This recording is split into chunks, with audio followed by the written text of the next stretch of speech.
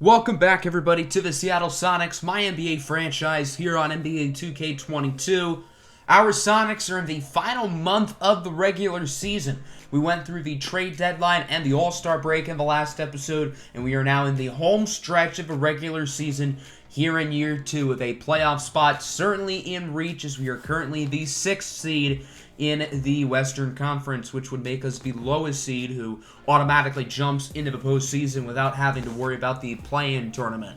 It was a pretty wild trade deadline, not just for us, but for the rest of the league as well. Our Sonics made a pair of trades, swapping Kelly Oubre for Jakob Poeltl with the Spurs. I think Poeltl's a better on-court fit for us because we needed more talent with size. We traded Ayo Dosunmu for a future pick from Atlanta, and then there were a lot of big trades around the league. Christian Wood for Valanciunas, Pascal Siakam to the Suns, among others. So we do have our final prospect profile of the season today, which mainly we're going to be looking at some of these second-round gems, but we're also going to be talking about some of the risers who I have not gotten an opportunity to speak about yet, who have been skyrocketing up boards, including Kentucky's Jose Colon, who has taken college basketball by storm this year as a freshman. We've seen how guys like Stephen Curry and Trae Young have transformed the landscape of college basketball, and Jose Colon is kind of in that same boat. Do I think he will be good as either of those players in the NBA? No, I do not. That would be a little bit crazy, but Colon has provided similar value for the Wildcats. He's a 6'3" point guard with a 6'9" wingspan, so he already has a bigger frame than both Steph and Trae.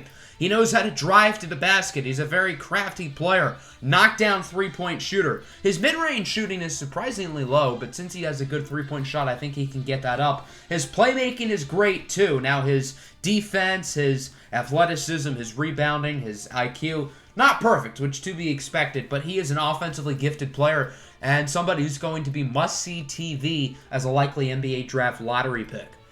The Louisville Cardinals have had a few players enter first-round conversation, including wing Darren Law, who is a really well-rounded player. Doesn't have many weaknesses to his game. He's kind of similar to Auburn forward Isaiah Thomas, who we talked about in the last episode. Both players are consistent scorers who are efficient, play pretty strong defense, and are both willing passers. And I expect Thomas and Darren Law to go around similarly, which would be in the middle of the first round. Law has nice size at 6'7", 233 pounds. He already has an NBA body right away. In the previous prospect profile, we went over a number of different Duke Blue Devils, including Darvarius Johnson, Ryan Wilcox, and Kyrie Winters. But I forgot to mention one of them, that being Fred Flame, the Ginger Assassin, is what he goes by at Duke, and I think that perfectly describes him. Red hair, don't care. This kid has a flamethrower, an excellent perimeter shooter. Now, he doesn't really drive to the basket well. His mid-range scoring is also poor, so he's a primary three-point specialist, but he excels there. The rest of his game needs some work, but worst case, I think he can be an off-ball spot-up shooter with his 6'6" size. I think he could transition to the two-guard very well.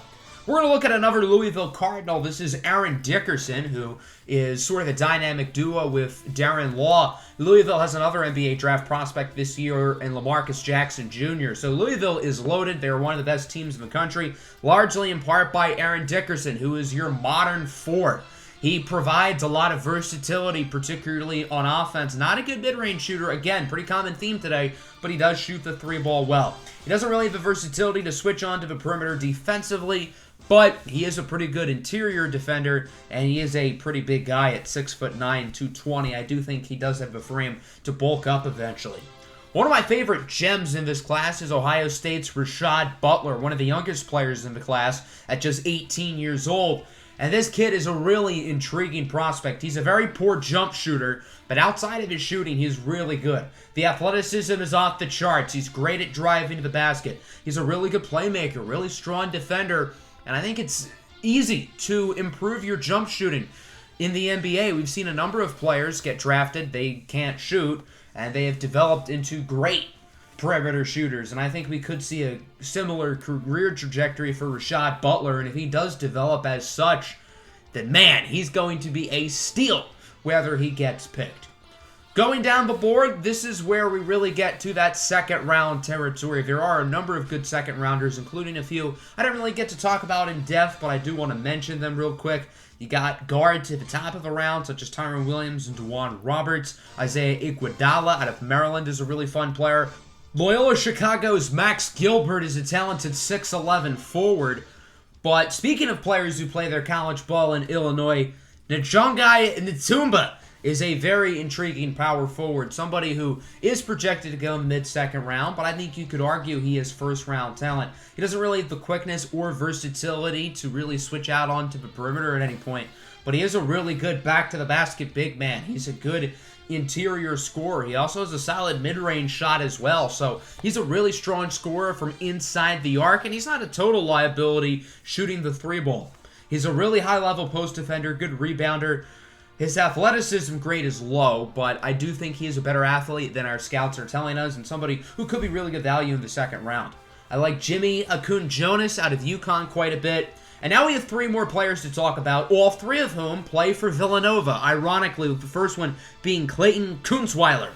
Kunzweiler has the makings of your typical four-year veteran point guard, a super smart player, knows how to find his teammates, knows how to create shots for himself. But he's actually a true freshman, and he has really been impressive this year for the Wildcats, even though he is projected to be a late second-round pick. His mid-range scoring, his playmaking, his defense, and his IQ make him a really enticing prospect and somebody who I think has a very high floor at the NBA level with good size as well, standing at 6'5" with a 7'1" wingspan. Sean Johnson is Villanova's sniper. He is a 6'10" shooting guard. Yes, you heard me correctly. And this kid has a flamethrower from beyond the arc. Now, the rest of his game needs a lot of work, which is why he's currently projected to be in the second round. He doesn't really have the lateral quickness to hold up with other guards defensively, and he also does not have the post ability to cover players down low. So defensively, he is very raw. He has a lot of work to do, but there's always a spot in the NBA for elite spot-up shooters. Johnson is knocked down from mid-range and from three. The rest of his game needs a lot of work, but I do think he has the potential to become a better defender, both down low and on the perimeter, and if he does, I think he could be really good. The last player from Villanova we're going to talk about, and the last player overall today, he has a very interesting story. I would like to introduce you guys to 5'6" point guard Dukabu Chukwumereji. Yes, this is the younger brother of OKC center Bwama Chukwumereji, who of course stands at 7'6". Well, Dukabu here is 5'6". How the genes work in this family, I have no idea. It does not make any sense, but we're going to roll with it. Chukwumereji is not projected to be a high pick like his older brother, but I do think he could be a diamond in the rough. He's currently projected to be a fringe second rounder to undrafted territory, but I think his talent is better than that, and he is somebody the Sonics could have on their radar. He is also a great perimeter shooter. He's a good playmaker as well, and offensively, he's very technically sound. Now, he can't defend, he can't rebound, he can't really score inside. That makes sense considering his small size, but with his passing and shooting ability, I think he could be a really intriguing player down the line. So now that we've gone through the full draft class pretty much in its entirety, let's talk mock draft. All three mock drafts had the Indiana Pacers selecting Dayo Emembonigba with the #1 overall pick out of DeMatha Catholic High School, with a combination of Quentin DeColo, Jazz Jackson, and Kyril Story as the next three picks. All of these mock drafts seem to have us going small forward, as Draft Express has us getting Zeppelin Edgel and Isaiah Iguodala. 2K has us getting Darren Law and Isaiah Iguodala. Then NBA.com has us getting Iguodala and Gavin Ross. In the second round, again, only small forwards. To be specific, only LaMarcus Jackson Jr. So pretty much all three mock draft things have us getting three small forwards, which I don't know how much I agree with. I mean, as someone who builds their team through wings, even I find that to be a little bit excessive.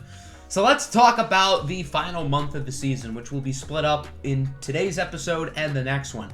Looking at these next few weeks, the game that entices me the most is this first one against the Charlotte Hornets, who are right on the playoff bubble in the Eastern Conference. They have a young, fun team led by LaMelo Ball, and I wanted to play them. The Charlotte Hornets will be rocking with their city jerseys tonight. The Sonics will be going for a throwback look in this one as Steven Adams wins the tip, and we are underway. Sonics and Hornets. Seattle quickly on the fast break. Here comes R.J. Hampton with the reverse. What a slam, and what a start for R.J. Hampton, who has been excellent really the past month or so for the Sonics, really showing signs of improvement in his young career. LaMelo Ball flies in with a dunk of his own. Good start for Charlotte here. They lead 6-2. Rozier fools Hampton on the pump fake, and there goes Terry Rozier. Scary Terry with the two-handed slam. Sonics call timeout. Not an ideal start for Seattle as they try to rebound here. Rozier inside for Steven Adams, and that is a mismatch. Cam Reddish tries to flop a little bit, but he didn't even fall, and it is now 10-2. The Sonics kind of need to get a bucket here and quick, and it'll be Jakob Poeltl who ends the scoring drought, nearly spanning around 2.5 minutes, but the Sonics are finally back on the board. Poole over to Buzz in the corner for Killer Cam Reddish for 3, and the Sonics offense is starting to come along. Here comes Buzz Wigginton with the slam. Buzz Wigginton drives by P.J. Washington and his 3 baby mamas to come in and get the dunk. Rozier blocked at the rim by Poeltl. Poeltl then blocks Steven Adams. We've got a block party here in Buzz City. And then R.J. Hampton lets it fly from beyond the arc. The Sonics are on an 8-0 run as they tie the game up at 12. The Hornets looking for an answer. Here comes LaMelo. Gets the dunk to rattle in. LaMelo with luck on his side on that play. It's now 14-12.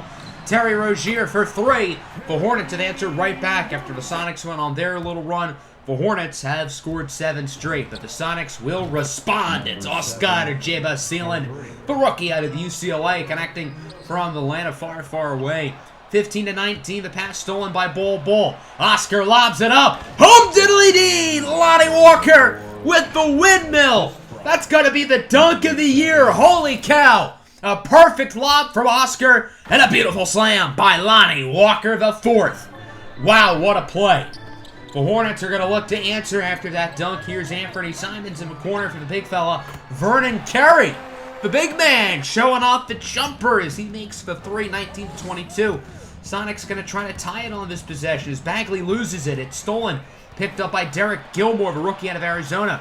Over to Simons, and he's blocked at the rim. Great defense here from both sides. That was Bagley with the block.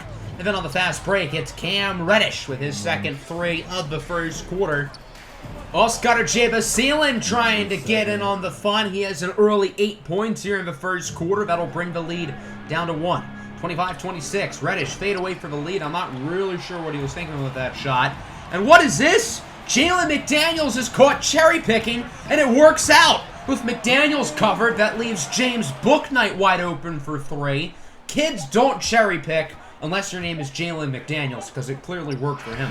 29-34, Walker misses it at the buzzer. A very exciting first quarter. The Hornets are clearly a fast-tempoed team, even though the Sonics are a slower-tempoed team. So far, Seattle is keeping up with Charlotte, and that'll continue early in the second as Marvin Bagley connects from deep. He hits the 3. That'll make it a 2-point game. James Bouknight creating a little space, gets it to P.J. Washington. What you can do, I can do better, says Washington, who hits a 3 of his own. 34-37, Bouknight at the rim, good defense by Poole, but Steven Adams is there for the rebound, the putback, and the and 1. Bagley called for the foul, and Charlotte has had a comfortable lead so far today, but Seattle has maintained standing ground throughout. Terry Rozier hits the 3. It's now 36-42. We'll see if Seattle can get on a run, trying to take this lead back as here comes R.J. Hampton. Ladies and gentlemen, it is Hamp time, and it's really been Hamp time throughout the past month or so as P.J. Washington loses it, gets it back over to Evan Fournier, who's blocked at the rim by Jakob Poeltl. Here comes the Sonics on the break. Poole, the great pass for Buzz Wigginton. I'm surprised Buzz did not go for the dunk. Instead, he settles for the layup. It's now 42-46. Here's R.J. Hampton with the and 1 jumper. The number 1 rule of basketball is not to foul the jump shooter. That's what LaMelo Ball does there, and, well, it backfires as the Sonics now lead 47-46. Screen from Washington. Here comes LaMelo with the dunk. LaMelo Ball's had a few slams tonight. He has been probably the best player on the floor, which I guess was to be expected. He's the most talented player on either one of these teams. There is Evan Fournier, the Frenchman. from deep, 51-53. Sonics trying to answer back as Buzz Wigington misses the layup, grabs his own rebound. Good work by Buzz Wigington down low. Very high-scoring game, 59-56, still with 3 minutes left in the half. Sonics up. Oscar with the step back, the drive, and the push. Oscar Jabasilan once again with a nice dunk. Oscar's pass is tipped and stolen away by Derek Gilmore. Here comes Charlotte on the break. Simons with the lob for Jalen McDaniels. And it's now 61-60. The points keep flowing for both teams. Hampton no good. Tipped and rebounded by Bull, who gets the putback. Bull now with 4 on the day. And it is 63-60. We'll see if the Sonics can extend their lead with a minute and a half left to go in the first half. As R.J. Hampton gets the dunk. It's now a 7-point Sonics lead. Seattle with a great end of the second quarter as the rookie Gilmore hits the jumper with just a second and a half to go in the quarter as Oscar Jabasilan misses the full court shot. Wow, what a start. Seattle's offense looks unbelievably good. 16 points for R.J. Hampton. Charlotte's offense has played well too, and as I said, the Hornets are a really fast-paced team. The Sonics are a really slow-paced team, but Seattle is more than keeping pace. What a block by Jakob Poeltl. That ball was in the air for a while, but Poeltl sent that one to the moon. Following Sonics possession, Reddish lobs it up for Buzz Wigington. Buzz Wigington can throw it down. I'm a little bit disappointed he only went for the layup. 73-66, Wigington lets it fly. 17 points now from the number 1 pick, Buzz Wigington, and the Sonics are on a roll as they lead by 8. Fade away, 3-ball for Jordan Poole. Seattle extends their lead. They're now up by 11, and the Sonics offense has had maybe their best game of the year. It's stolen by Poole. However, Charlotte gets it right back. Rozier over for Steven Adams, who gets the dunk. The best defense is offense. I think I said that wrong. It's the best offense is defense. Whatever. 81-70. Buzz misses the dunk. Bagley gets the rebound and the putback.